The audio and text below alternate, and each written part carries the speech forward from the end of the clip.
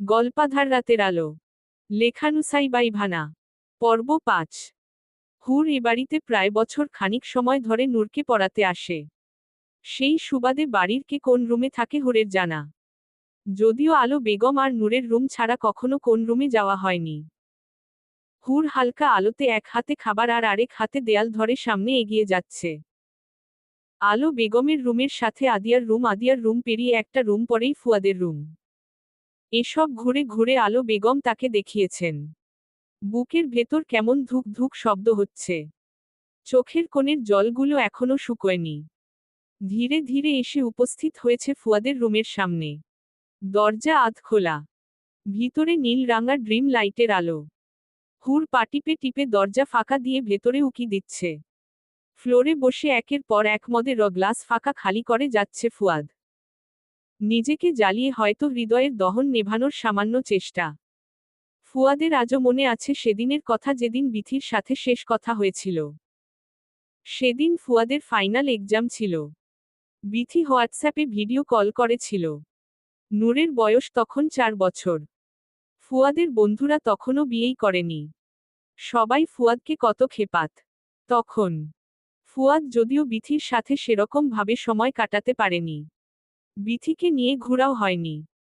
তবে সেটা নিয়ে নিত্যদিন বিথিকে বলতো, আমার ডিগ্রি শেষ হলেই তোমাকে নিয়ে সিঙ্গাপুর যাব। তোমাকে নিয়ে পুরো পৃথিবী ঘুরে বেড়াবো। পড়ালেখার চাপে সেভাবে সময়ও দিতে পারেনি। ফুয়াদ বিথিকে বলেছিল, আর ৬ মাস তারপরেই আমি দেশে ফিরে আসব, ততদিনে আমার নূর মাও আরেকটু বড় হবে। বিথিও কি সুন্দর হেসে হেসে কথা বলেছিল, তাহলে আমার অপেক্ষার অবসান ঘটল তবে। আমার ৪ বছরের সাধনা শেষ হতে চলল, কে বুঝেছিল সেই হাসির আড়ালে কোন নোংরা প্ল্যানিং চলছিল। ফুয়াদ বলল, ৪ বছরের বিনিময়ে তোমাকে আমি সারাজীবন ডাবল ভালোবাসা দেব। বিথি হেসে বলল, দেখা যাবে ডাক্তার সাহেব। এখন ছাড়ুন সেসব কথা, আমার লাখখানেক টাকা লাগবে। ঠিক আছে, আমি ম্যানেজারকে বলে দেব। এখন রাখি, পরীক্ষা দিতে যেতে হবে তো। এসব কথা ভাবতেই রাগে হাতে থাকা মদের গ্লাসটা শক্ত করে চেপে ধরে রেখেছে। নূর আবছা নীলাভ আলোয় আড়ালে দাঁড়িয়ে সেসব দেখছে। মুহূর্তে গ্লাসটা ভেঙে কাচের টুকরোগুলো হাতে গেঁথে রইল। আর হাত থেকে তাজা রক্ত ঝরতে লাগল। হুরের শরীর কেমন কেঁপে উঠল। ভয়ে দুপা পিছিয়ে গেল। পর মুহূর্তে মনে পড়ল আছিয়া রাই তো ফেরাউনের স্ত্রী ছিলেন। তবুও তিনি হাল ছাড়েননি। এত অত্যাচার সহ্য করেও দিনের কথা বলে গেছেন। আর আমার স্বামী তো ফেরুন না। আমি যদি তাকে দিনের পথে আনার চেষ্টা না করি, তাহলে জবাব তো আমাকে দিতে হবে। নূর দরজা ঠেলে ভিতরে প্রবেশ করল। ফুয়াদ দরজার দিকে তাকালো। আবছা আলোতে এক নারী ছায়ামূর্তি। যদিও নেশায় বুধ হলে বিথিকে হ্যালোসুলেশন করে, কিন্তু আজ এখনো নেশা ধরেনি। ফুয়াদ রাগ দেখিয়ে বলল, কে এখানে? হুর উত্তর না দিয়ে সামনে এগিয়ে আসলো। এই নীলাভ আলোতে এদিক সেদিকে তাকিয়ে খুঁজতে লাগলো সুইচবোর্ডে। কারণ আগে তাকে আলো জ্বালাতে হবে। ফুয়াদ বিরক্ত দৃষ্টিতে তাকিয়ে আছে মানবীর দিকে। যদিও এই মুহূর্তে তার মাথায় হুরের কথাটা আসছে না। ফুয়াদ নিজেই আলো জ্বালিয়ে দিল। প্রচণ্ড ভয় হচ্ছে হুরের, তবুও সামান্য চেষ্টা করছে নিজেকে সামলে ফুয়াদের মুখোমুখি হতে। আলো জ্বলে উঠতেই চোখে চোখ পড়ল দুজনের প্রথম দৃষ্টি বিনিময়। ফুয়াদ তাকালে হুরের দিকে, হুরো তাকালো, তবে সেই দৃষ্টি বেশি সময় স্থায়ী হল না। ফুয়াদ রাগে গর্জে উঠে বলল, কে তুই? তোর সাহস কি করে হলো এই ঘরে রুমে ঢুকার? হুর ভয় পেলেও তা প্রকাশ করল না। হাতে থাকা খাবারের প্লেটটা পাশের টেবিলের উপর রেখে ধীর কণ্ঠে বলল, আমি সেই যে আপনার আধার রাতের আলো জ্বালাতে চাই। ফুয়াদ উঠে আসলো, রাগে চোখ লাল হয়ে গেছে, কপালের রগগুলো ফুলে উঠেছে। হাতের ব্যথার দিকে কোন ভ্রুক্ষেপ নেই। হুরের সামনে এসে বলে, তোদের মতো মেয়েরা নিজের রূপের ফাঁদ ছাড়া আর কিছুই পারে না। হুর ফুয়াদের রাগকে উপেক্ষা করে নিজের হাত বাড়িয়ে ফুয়াদের হাত স্পর্শ করতে চাইল। ফুয়াদ হাত সরিয়ে নিয়ে বলে, এক্ষুনি বের না হলে ঘাড় ধাক্কা দিয়ে বের করে দেব। হুর নিজের মধ্যে কথা তৈরি করে সাহস জুগিয়ে বলল, বিয়ে যখন করে নিয়ে এসেছেন তখন আর বের করে দেয়ার অধিকার আপনার নেই। এখন আপনি সহ আপনার সব জিনিসের উপর আমার অধিকার আছে।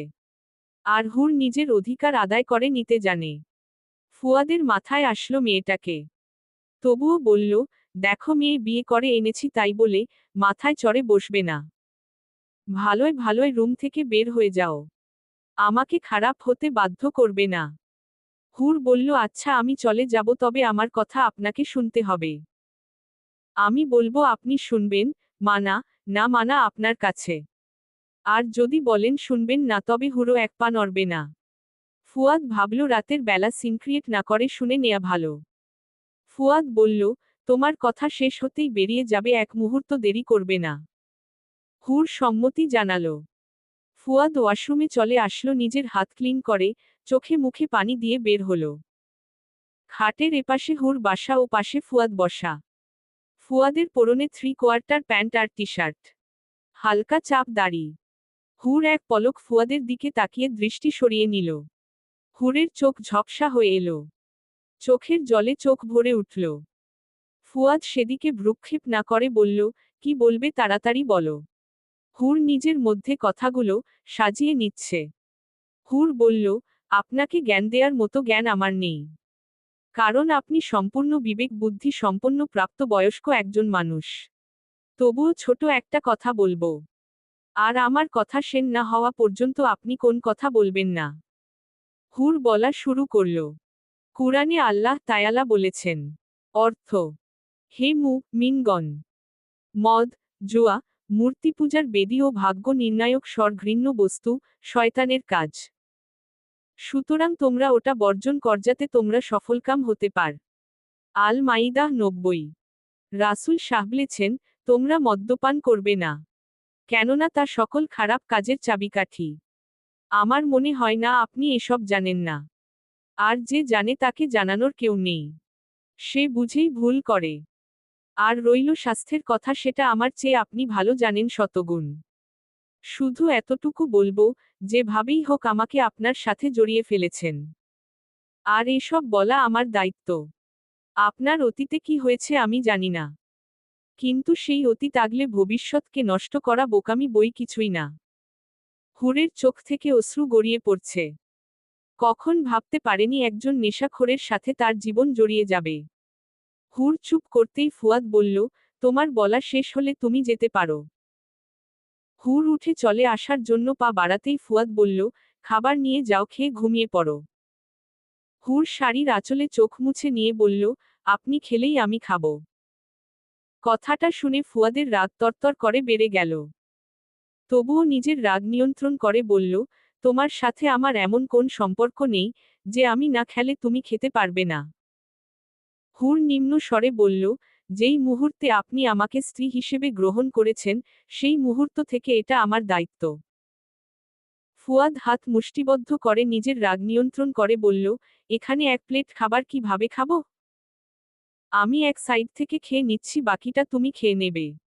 পারবে নাকি ঝুটা খেতে পারবে না? হুর বলল, স্বামী স্ত্রী এক প্লেটে খাওয়া সুন্নত। আর আপনার রেখে দেয়া খাবার খেতে আমার কোন সমস্যা হবে না। ফুয়াদ আর তোন কথা না বলে 2-3 লোকমা খাবার খেয়ে প্লেটটা হুরের দিকে বাড়িয়ে দিল। হুর প্লেট হাতে নিতেই ফুয়াদ বলল, এখানে বসে খেয়ে নাও। হুর ওয়াশরুম থেকে হাত ধুয়ে খাবার খেয়ে চলে আসলো। ঘুম আর তার চোখে নেই।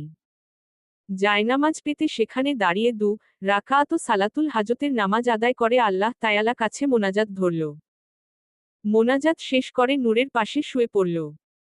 মনে হাজার চিন্তা, কি হয়ে গেলে এটা এখন প্রতিনিয়ত লড়াই করতে হবে স্বামী নামক মানুষটাকে সঠিক পথে আনার জন্য। ভাবতে ভাবতে ঘুমে তলিয়ে গেল হুর।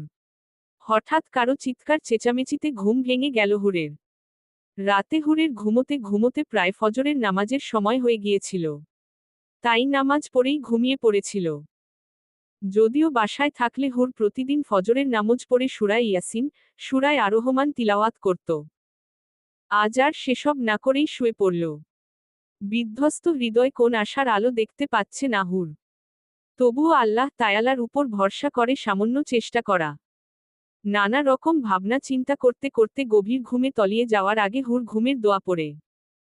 অর্থ, হে আল্লাহ, আমি আপনারই নামে মৃত্যুবরণ করব এবং আপনার নামের সাথেই জাগ্রত হব। ডান কাত হয়ে জিকির করতে করতে ঘুমিয়ে পড়েছিল হুর। সকালে হঠাৎ এত চিৎকার চেঁচামেচি শুনে ধরফরিয়ে হঠাৎ করে আশেপাশে তাকিয়ে বেশ অবাক হয়। পর মুহূর্তেই মনে পড়ে জীবনের নতুন অধ্যায়ের কথা।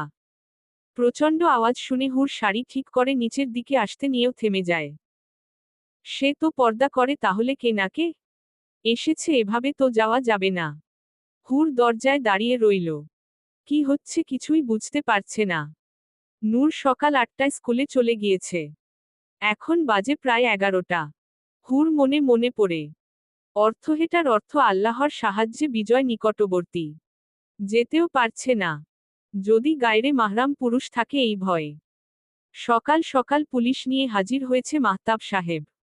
চিৎকার চেঁচামেচি করে বাড়ি মাথায় তুলে ফেলছে। নাহিদ আর ফুয়াদ সকাল 8টায় বের হয়েছে হসপিটালের উদ্দেশ্যে। আলো বেগম মাহতাব সাহেবকে বললেন, এটা ভদ্রলোকের বাসা, এভাবে চিৎকার করবেন না। মাহতাব সাহেব বিশ্রী ভাবে বলল, আমার বউ আমাকে ফেরত দিয়ে দিতে বলেন, আপনার ছেলেকে আমি চলে যাব। আমার ছেলে আপনার মতো না, তাই মুখ সামলে কথা বলুন। নিজের ছেলের বয়সী একজনের বউকে নিয়ে টানাটানি করবেন না। রাখুন আপনার নীতি কথা।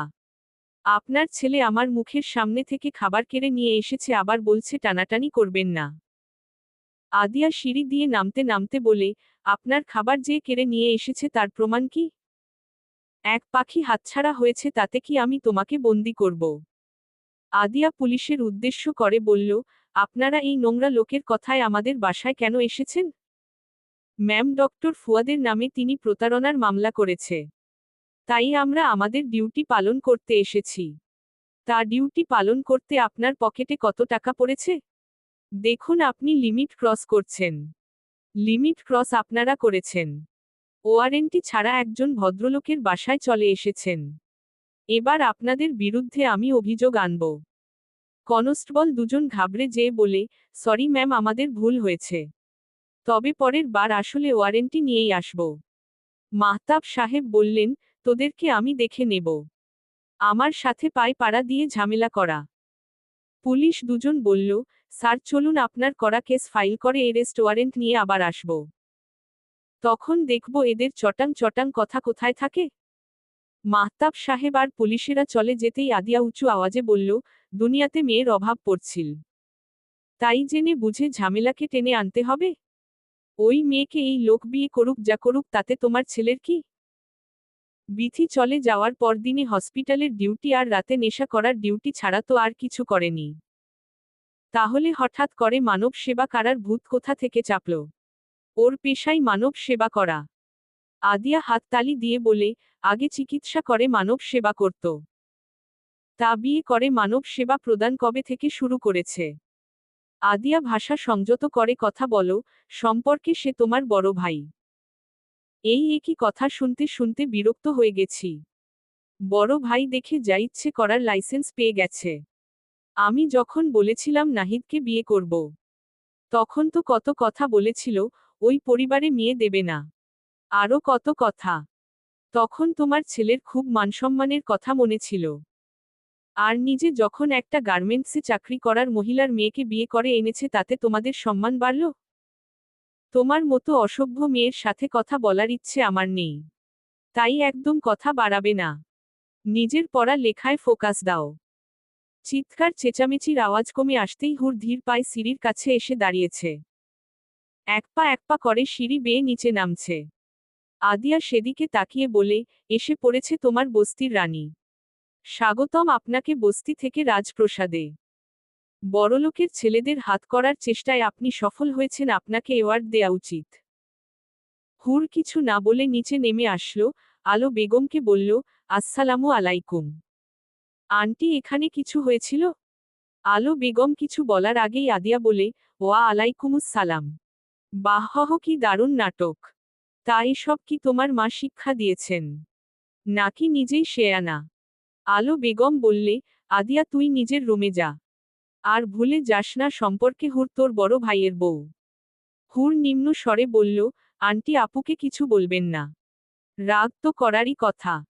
তবে ইনশাআল্লাহ একদিন আপুকে অভিযোগ করার সুযোগ দেব না। আদিয়া এসে হুরের সামনে আঙ্গুল তুলে বলে, এসব নাটক জমিয়ে রেখে অন্য কোথাও দেখিও। আমার সামনে দেখিয়ে লাভ নেই। তোমাদের মতো মেয়েদের আমার চেনা আছে। হুর ভাবল এই কথার কোন প্রত্যুত্তর করবে না। কিন্তু পরক্ষণেই মনে পড়ল, অন্যায়ের প্রশ্রয় যে দেয় সেও সমান অন্যায়কারী। তাই হুর বলল, দেখুন আমি জানি না আপনি কেমন মেয়েদের কথা বলছেন। তবে আমাদের মতো মেয়েরা, মানে আমার মতো মেয়েরা বড়দের সম্মান আর ছোটদের স্নেহ করতে জানে। আমাদের পেটে ভাত কম থাকলেও আমাদের সম্মান, আমাদের আত্মমর্যাদা সবার আগে। আর আমার বয়স যাই হোক না কেন সম্পর্কে আমি আপনার বড় ভাবি। কাউকে সম্মান দিলে সম্মান কমে না বেড়ে যায়। আর রাসূল বলেছেন, অর্থ প্রকৃত মুসলমান ওই ব্যক্তি যার হাত এবং জবানের দ্বারা অপর মুসলমান শান্তি পায়। আদিয়া হুরের কথা শেষ হওয়ার আগেই চলে গেল। আলো বেগম হুরের মাথায় হাত দিয়ে বলে, মা তুই কিছু মনে করিস না। মেয়েটাকে মানুষ করতে পারিনি। তবে তুই অন্যায়ের প্রতিবাদ করার চেষ্টা করছিস তাতেই আমি ভীষণ খুশি। এবার আয় তো খেতে বসি। সেই কখন থেকে তোর জাগ্রত হওয়ার অপেক্ষায় ছিলাম। ফুয়াদ আর সালমা বেগম সামনাসামনি বসে আছে। ফুয়াদ বল, আপনি একটু বসুন আমি আসছি। ফুয়াদ বের হয়ে নাহিদের কেবিনে আসলো। নাহিদ রোগী দেখায় ব্যস্ত। হাতের রুগী দুটোকে দেখে নাহিদ বলল, কিরে কি হয়েছে? আচ্ছা শাশুড়িকে কি বলে ডাকবো? নাহিদ হেসে বলে, শেষমেশ ডক্টর রুবাকে বিয়ে করতে রাজি হলি। তুই হয়তো জানিস না আমি বিয়ে আগামীকাল রাতেই করেছ। রাতেই বিয়ে করেছিস মানে?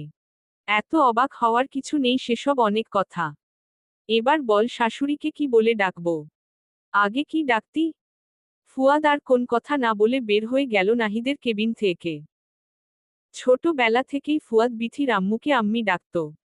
দুই বোনের এক ছেলে ছিল ফুয়াদ। বিথিরা তিন বোন ভাই নেই।